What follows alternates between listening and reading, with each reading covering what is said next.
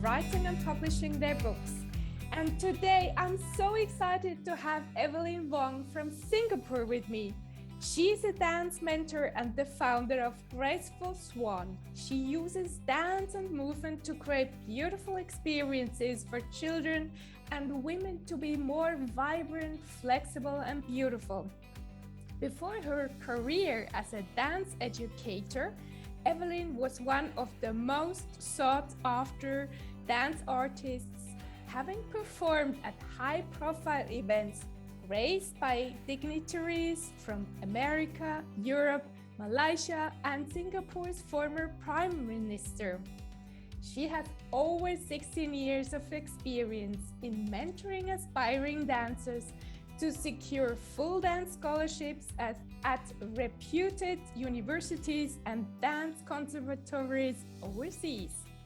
Evelyn's latest creation of children merchandise allows children to enjoy the creativity through play and embracing their love of ballet. Welcome, dear Evelyn. I'm so excited to have you here. Good morning, Esther. How lovely to hear your beautiful voice, and thank you for making time and having this opportunity for us to connect. Thank you. So let's jump right into your story. What has been the most turning moments in your life?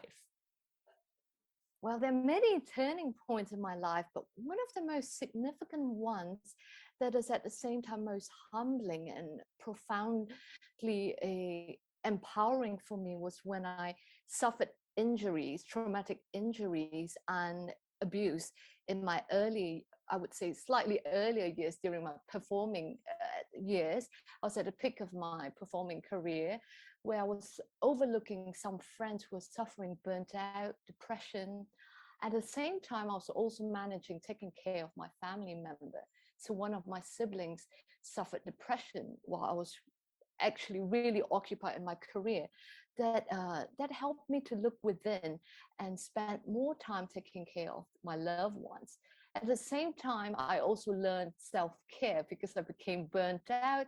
I was overwhelmed with doing too much. So that was a very refining moment where I learned to reframe myself, to slow down, and to see greater purpose in what I was doing. You say greater purpose on what you were doing. What did you, when you started out with your career with dancing, what did you think where you will be landing at the end? Oh, that's a very fascinating question. I always loved dancing since I was a kid. Well, I remember telling my mom that I don't know what inspired me. I just told my mom one day, "Hey, mom, I want to learn ballet."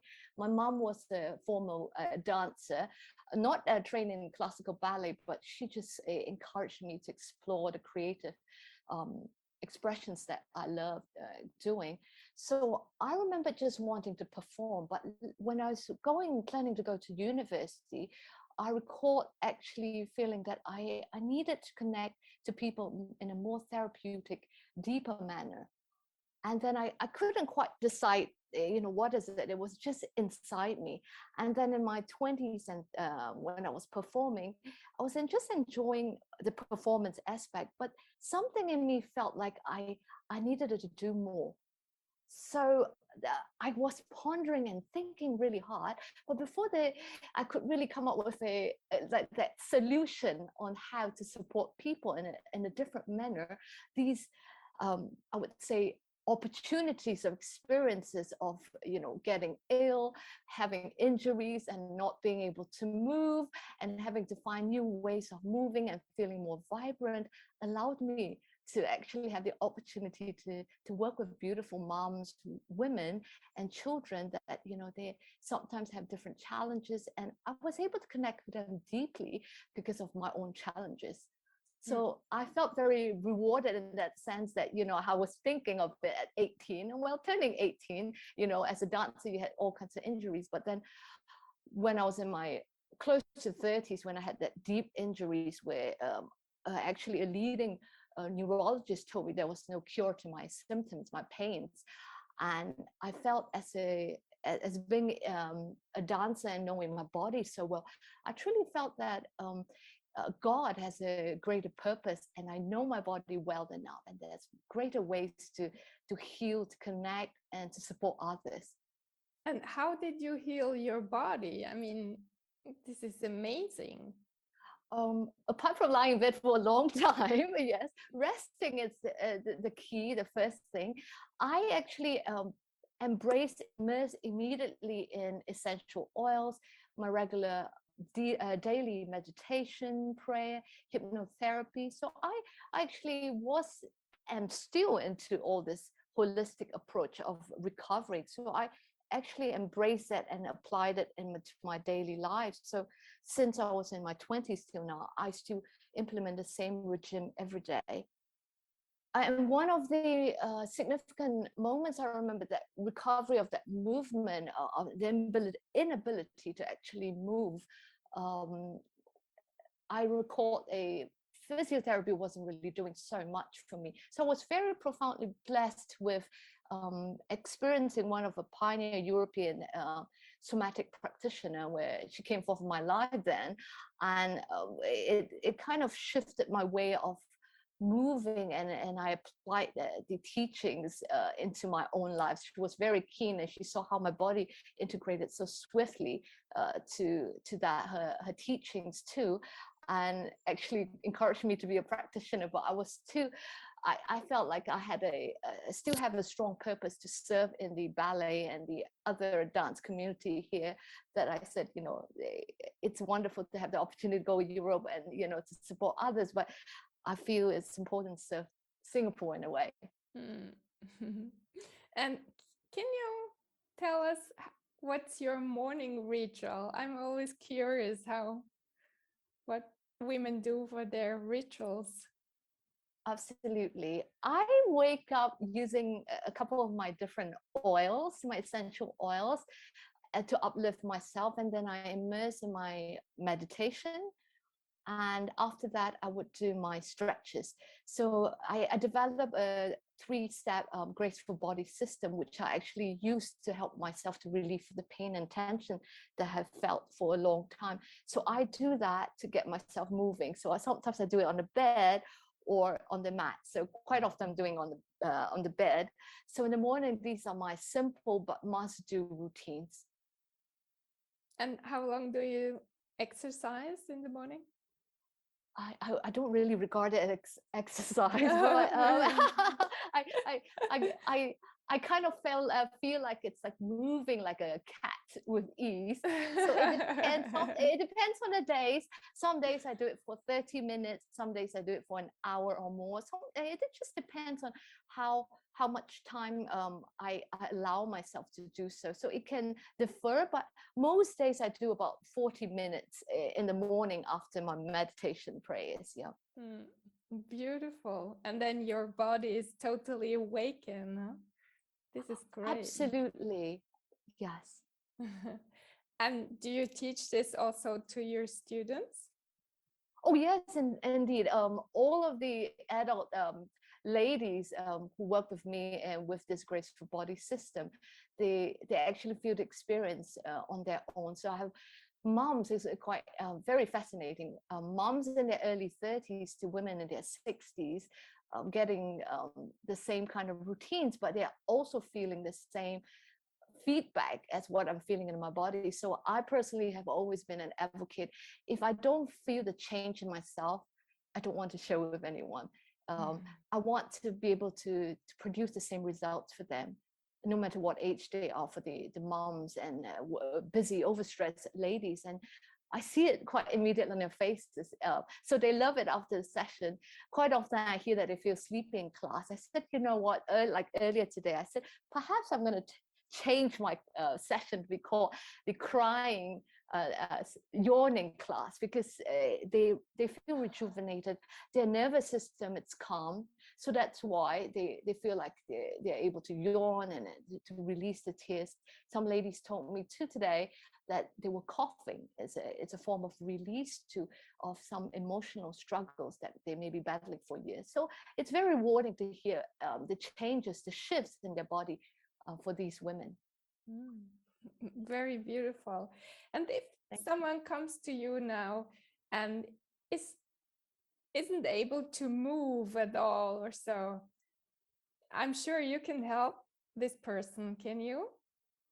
When they can't, would it be from an accident or injury, or just in general inflexible? In general, stiffness or so. I think you know what it means when you can't move, so you can teach it very beautifully. Yes, thank you. Yes, definitely, because I was quite surprised, but I think I do strongly believe in the law of attraction. So I had some ladies that in the past, they came from nowhere. I wasn't advertising. I was actually in a very low profile. I kind of kept myself as much as a low profile when I was recuperating. But these beautiful women, they were coming to me, some grandmas, some mums, they were struggling with pain for the longest time. And I recall a client, she's in her early 60s, but and she's been going through physio and all sorts of treatments, and her two sons are leading doctors here in Singapore. And she told them one day, I'm sick of taking medication and painkillers. And although she was doing physio and a couple of different stretch routines, it didn't. And one day she came into my dance class, and I was integrating movements for her. And she was so happy that she said she didn't feel the pain in her joints. She didn't tell me initially what was some ladies sometimes, as women, I can understand when you go into a session, you don't want to spill everything the entire class. So she kept to the end of the class, and then she told me, and then she repeatedly come for classes, and it's like I see the shift in them. They feel more vibrant, and that's why I truly believe that what I was experiencing then and incorporating myself create a shift for them too. And they feel good. As like, the kids, when you feel good, you feel more alive. And it doesn't matter when people are saying, I'm growing old, because no women in my class knows that they're growing older. You only grow younger in my class. Great. And the body goes together with our mind. So, what do you teach your students maybe about mindset? Because they want to get maybe to reputed university, dance classes, or conservatories.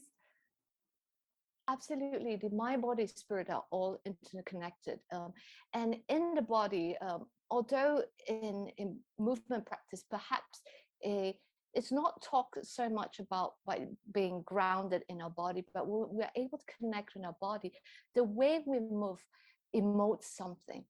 So for my younger students, the ones who are aiming for conservatories, actually they discover their own potential. I facilitate helping them. So I usually say, I don't teach you, you teach me. I discover your potential. And when I discover your potential, I'm just navigating you to help you to become more aware of that beautiful, amazing potential you have. So I'm not really doing much. I'm just being a facilitator there. And then I see like a little flower just blossoming each day. So that brings me so much joy when they are able to see that. And that aha moment. And I know it when I see it in the class, sometimes, the eyes being a bit glazed, but when they get it in their system, I know there's no turning back, because they have got it in them. And I know that they will keep soaring. You were mentioning the law of attraction. How do you use that? The law of attraction. Firstly, I believe in gratitude. I strongly believe in gratitude since the most humbling experience and up to this day, every day. And with the recent Thanksgiving, I was just sharing gratitude to my friends, and how I was reflecting just before coming to this session to have the opportunity to talk to you. How grateful that the universe brought us together, that I'm able to celebrate, your works, your beautiful works, and how women and men are supporting each other during this season. Absolutely. What kind of affirmations do you use for yourself, Evelyn? I believe in myself. I can do it. I'm amazing and I'm unstoppable. So there, actually, I have quite a fair bit of a list. It depends. And one of my favorite recently is I have a magnetic, connective personality that supports others to rise up to their potential and see the beauty in them. Mm.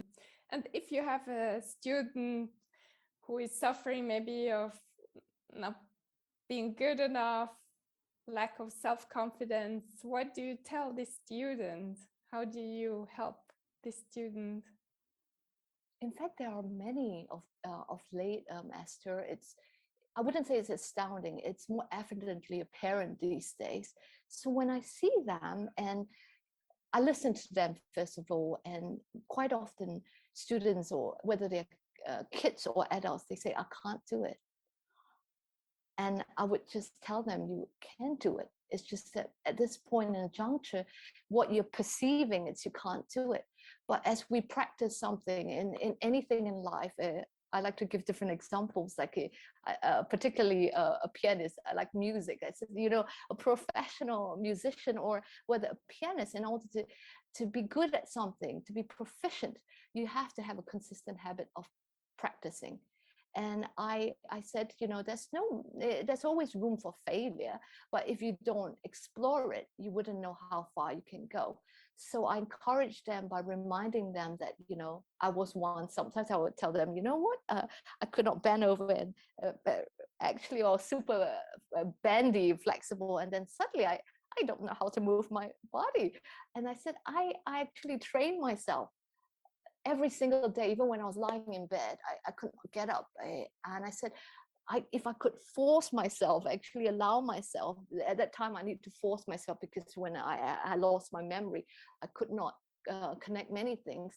I actually push myself in a sense to say, if I can't do it physically, but I can visualize it. And visualization was rather hard for me then, but then I did it daily. I did it daily until I could see results. So I said, if I could do it, you can do it. It doesn't matter how old you are, because nobody is too old in my class. Even if you're 95 in my class, I would also say the same thing. We just have to practice, and we are never alone. They are never alone. So the support and allowing ourselves to, that's one of my big word in my sessions, allowing ourselves. Mm. You said visualizing. How can you help people to visualize better? Sometimes I think it's rather difficult. Oh yes, absolutely. To visualize better, in whether in just them being in my class to do certain movement or what's going on. Quite often we get the opportunity, I get the opportunity to listen to their stories about what's going on in their lives. And because of what they practice, visualizing, the ability to take baby steps. It's like, no matter what age we are, we take baby steps on something we can't do. And then when we improve our perspective, especially in body movement, because as you do the movements, instead of doing affirmations, that sense, because we are allowing body, we're listening to our body, and that creates that awareness and that confidence that develops in time, and their outlook in life also changes. Especially usually when I cue them in the sessions, or when they have the pre-recorded sessions for the adults, they listen to it, and something in them becomes aware, and they shift. And quite often I don't have to ask. They would share with me about something shifting in their life. And that's not because of something dramatic they did outside. I put more effort. Usually I say in class, don't be so forceful. Yes, it's like, be like water. You flow. You don't, if there's a rock, you're not going to be clashing. The water doesn't clash around the rock. It flows around it. So the way we approach situations, problems, whether it's relationships, family, work, and all, they start shifting. So it's quite lovely to see that some really superpowered high achiever ladies, they start shifting their way, and whatever pains or whatever situation they're having, they start shifting. So it's quite nice to see that kind of gelling in them, and everyone has their own timing. It's not my timing for them, it's that personal growth for them. I love what you said about baby steps, because baby steps you have to take also in writing when you want to write the book. And I always tell my students, yes, we take baby steps, and at the end there will be a big book. And so it is also with dancing or rehearsing Oh body yes, movements. Huh? absolutely. Baby steps are great. And excuse me. And the beauty about babies, if we sometimes we forget as adults, babies have this innate joy that can never be taken away. They're so joyous and they are so curious about life. They're exploring. And as adults, if we could stop for a moment, pause, and come back to ourselves and find that inner child in us, it's really wonderful. Do you enjoy also teaching small kids? Oh, yes, most definitely. I feel truly fortunate, very humbled. During the pandemic last year, I had an opportunity to get to know more younger students online. So that was very interesting to see that remarkable ability to focus online on Zoom. That sometimes I could get carried away with my teaching, but they're able to concentrate. It's quite fascinating to see them responding and also improving on that. So it I would say it's been really rewarding to see some kids, younger ages. The youngest kid I've taught, but not online, years ago, 14 months old kids. Yes, I was attracting all sorts of different ages. So I had 14 months old child to 72-year-old women wanting to be immersed in my programs. And do you still know, or you know what this 14-month-old child does today? Do you know? Some of them, because it was quite some time ago, I know they will continue doing some ballet for some of them, but at a certain point we kind of lost touch. Some of them relocated, but some of the 14 months old, the parents were very encouraging and they wanted the kids to explore and hone their skills at a quite an early age for dancing. Yeah. Mm. But as you said, it's never too late. You can start also at 70, or when. What was your oldest student in ballet? I would say the youngest. The The youngest, 72. sorry. 72. No, no, not 70. at all. 72. It's quite Wow. amazing. They yes, they come in and you see them transforming. A lot of people may have a mindset where you have to have a certain body frame, and this is how I foresee and I perceive and I embrace my graceful body system that is inclusive of any women that especially women who needs to be rejuvenated, that they know it, they feel it, and they feel good. I'm so happy to see when the clients feel happy and then they send me messages at all sorts of hours, but I'm grateful when they leave the messages because they feel good about themselves, and that's the key.